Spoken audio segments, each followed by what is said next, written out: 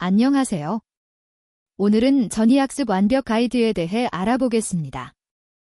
AI 모델을 처음부터 학습시키는 것은 많은 데이터와 컴퓨팅 자원이 필요합니다.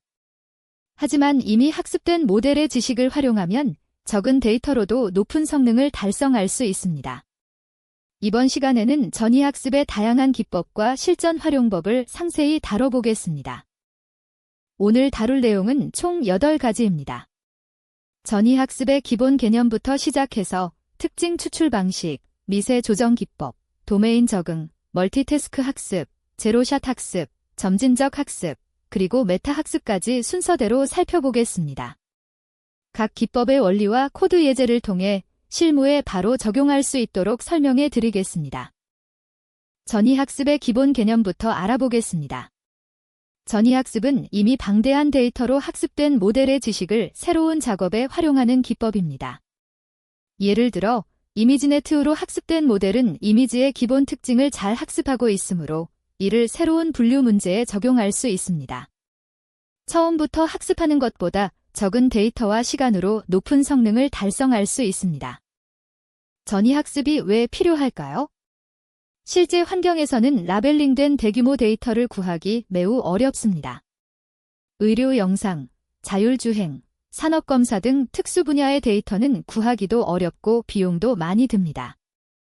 이미지네트 같은 대규모 데이터셋으로 학습된 모델은 이미 이미지의 기본 특징을 잘 학습하고 있으므로 이를 새로운 작업에 활용하면 효율적으로 문제를 해결할 수 있습니다. 전이학습이 작동하는 핵심 원리는 신경망의 계층적 특징 학습에 있습니다.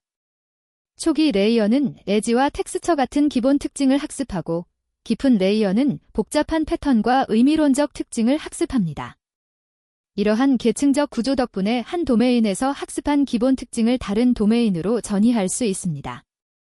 즉, 일반적인 이미지 특징은 도메인 간에 공유될 수 있다는 점이 전이학습의 근거입니다.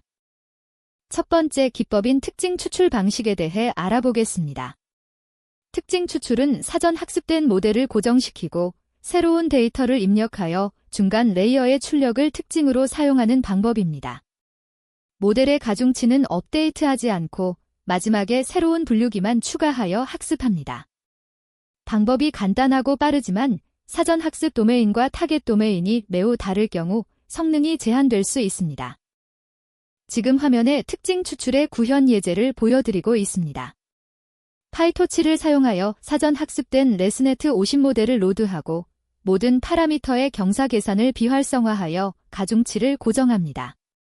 그리고 마지막 완전 연결 레이어를 새로운 클래스 수에 맞게 교체합니다.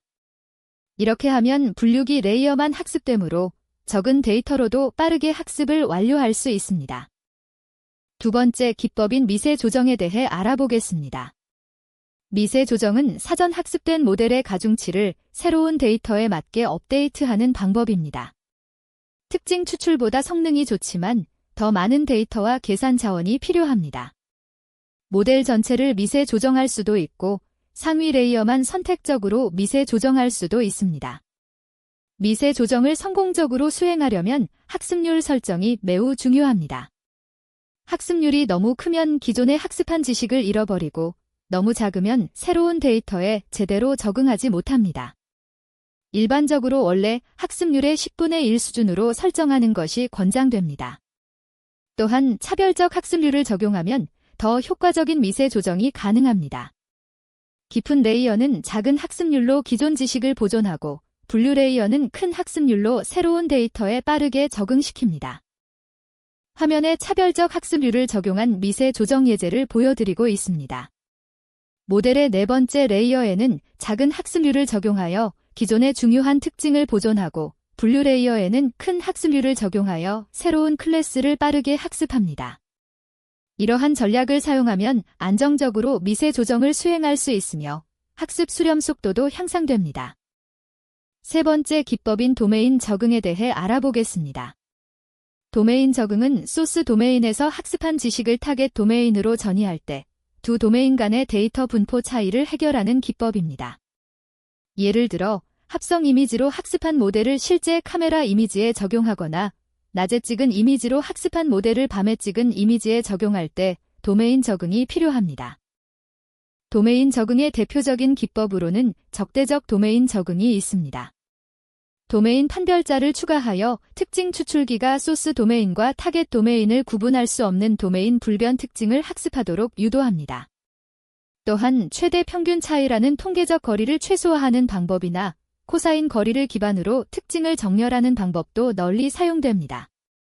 최근에는 자가 지도 학습 기반의 도메인 적응 방법도 좋은 성능을 보이고 있습니다. 네 번째 기법인 멀티태스크 학습에 대해 알아보겠습니다. 멀티태스크 학습은 여러 관련 작업을 동시에 학습하여 모델의 일반화 성능을 높이는 방법입니다. 예를 들어 객체 분류와 객체 분할을 동시에 학습하면 두 작업이 서로 보완적인 지식을 제공하여 각각 개별적으로 학습할 때보다 성능이 향상될 수 있습니다. 화면에 멀티태스크 학습 모델의 구현 예제를 보여드리고 있습니다. 공유 특징 추출기에서 입력 데이터의 공통 특징을 학습하고 각 작업의 전용인 분류 레이어와 회귀 레이어가 각각의 예측을 수행합니다. 이러한 구조에서 공유 레이어는 여러 작업에서 유용한 일반적인 특징을 학습하게 되어 새로운 작업에 대한 일반화 성능이 향상됩니다.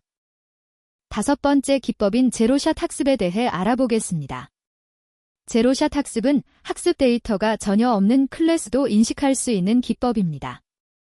클래스 간의 의미론적 관계나 속성 설명을 활용하여 본 적 없는 클래스의 특징을 추론합니다. 예를 들어 말과 얼룩말을 학습했는데 타조를 처음 보더라도 타조의 텍스트 설명을 통해 유사한 특징을 찾아낼 수 있습니다. 제로샷 학습은 새로운 클래스가 지속적으로 추가되는 실제 환경에서 특히 유용합니다. 전자상거래에서 새로운 상품 카테고리가 계속 등장할 때 모델을 재학습하지 않고도 처리할 수 있습니다. 최근 CLIP 모델은 텍스트와 이미지를 공유 임베딩 공간에서 정렬하여 강력한 제로샷 성능을 보여줍니다. 이미지와 텍스트 설명 간의 유사도를 계산하여 학습하지 않은 클래스도 분류할 수 있습니다. 화면에 CLIP를 활용한 제로샷 분류 예제를 보여드리고 있습니다. 분류하고자 하는 이미지와 각 클래스의 텍스트 설명을 준비한 후 CLIP 모델을 통해 이미지와 텍스트를 임베딩하고 유사도를 계산합니다. 가장 높은 유사도를 가진 텍스트 설명이 해당 이미지의 클래스로 예측됩니다. 이 방법은 별도의 학습 과정 없이도 새로운 클래스에 대한 분류를 수행할 수 있는 강력한 장점이 있습니다. 여섯 번째 기법인 점진적 학습에 대해 알아보겠습니다. 점진적 학습은 새로운 데이터가 순차적으로 주어질 때 이전에 학습한 지식을 잊지 않고 계속해서 학습하는 기법입니다. 신경망이 새로운 것을 배우면서 이전에 학습한 것을 갑자기 잊어버리는 치명적 망각 문제가 점진적 학습의 핵심 과제입니다. 치명적 망각을 해결하기 위해 여러 가지 전략이 제안되었습니다.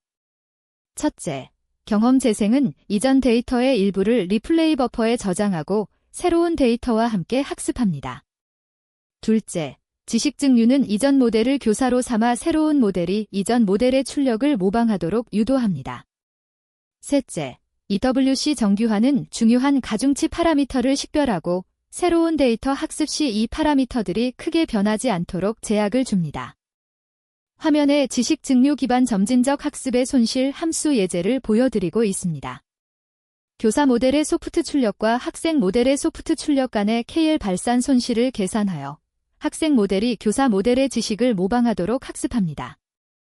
동시에 실제 정답에 대한 크로스 엔트로피 손실도 함께 사용하여 정확한 예측도 수행하도록 합니다. 알파 파라미터로 두 손실의 비중을 조절합니다. 마지막 기법인 메타 학습에 대해 알아보겠습니다. 메타 학습은 학습하는 방법 자체를 학습하는 기법입니다. 소수의 예시만으로도 빠르게 새로운 작업에 적응할 수 있는 모델을 만드는 것이 목표입니다. 대표적인 알고리즘인 MAML은 모델 파라미터의 좋은 초기화를 찾는 방식으로 동작합니다. 좋은 초기화를 가지면 새로운 작업의 단 몇 번의 경사 하강만으로도 좋은 성능을 달성할 수 있습니다. 메타 학습은 데이터가 극히 부족한 환경에서 강력한 성능을 발휘합니다. 원샷 학습은 예시가 하나뿐인 상황에서, 파이샷 학습은 예시가 5개 정도인 상황에서 새로운 작업에 적응하는 것을 목표로 합니다. 로봇공학에서 새로운 물체 조작을 학습하거나 의료 영상에서 희귀 질병을 진단할 때 메타학습이 활용됩니다. 흥미롭게도 최근 대형 언어 모델의 프롬프트 엔지니어링도 일종의 메타학습으로 볼 수 있습니다. 화면에 MAML 알고리즘의 구현 예제를 보여드리고 있습니다. MAML은 내부 루프와 외부 루프로 구성됩니다. 내부 루프에서는 각 작업의 서포트 셋으로 모델을 한 번의 경사하강으로 빠르게 적응시킵니다. 외부 루프에서는 적응된 모델을 쿼리 셋으로 평가하고 이 메타 손실을 통해 모델의 초기 파라미터를 업데이트합니다. 이 과정을 반복하면 어떤 새로운 작업이 주어져도 빠르게 적응할 수 있는 좋은 초기화를 얻을 수 있습니다. 전이학습을 성공적으로 적용하기 위한 핵심 팁을 정리해 드리겠습니다. 첫째, 소스 도메인과 타겟 도메인의 유사성을 고려해야 합니다. 두 도메인이 유사할수록 전이 효과가 큽니다. 둘째, 데이터 증강과 학습률 스케줄링을 함께 사용하면 더 나은 결과를 얻을 수 있습니다. 셋째, 조기 종료를 통해 과적합을 방지해야 합니다. 넷째, 여러 전략을 비교해보고 가장 적합한 방법을 선택하는 것이 좋습니다. 오늘 배운 내용을 요약해 드리겠습니다. 전이학습은 AI 실무에서 가장 널리 사용되는 기법 중 하나입니다. 특징 추출은 빠르고 간단하게 적용할 수 있고 미세 조정은 더 높은 성능을 제공합니다. 도메인 적응은 분포 차이를 해결하고 멀티태스크 학습은 여러 작업을 동시에 학습합니다. 제로샷 학습은 새로운 클래스를 인식하고 점진적 학습은 치명적 망각을 방지합니다. 메타 학습은 학습 방법 자체를 학습합니다. 각 기법을 상황에 맞게 적절히 활용하시기 바랍니다. 오늘 전이학습 완벽 가이드 강의를 여기까지 마치겠습니다. 전이학습의 핵심 개념과 다양한 기법을 살펴보았습니다. 실무에 적용하시면서 더 깊은 이해를 쌓으시길 바랍니다. 시청해주셔서 감사합니다.